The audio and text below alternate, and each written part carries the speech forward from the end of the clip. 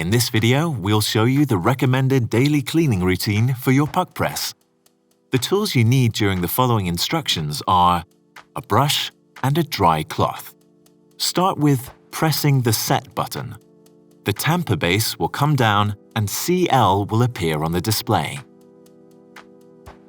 Clean the tamper base with a dry brush or cloth. Press the Set button once. The tamper base goes back up. Clean the sensor with a dry brush and wipe down the lower clamp and ground basket.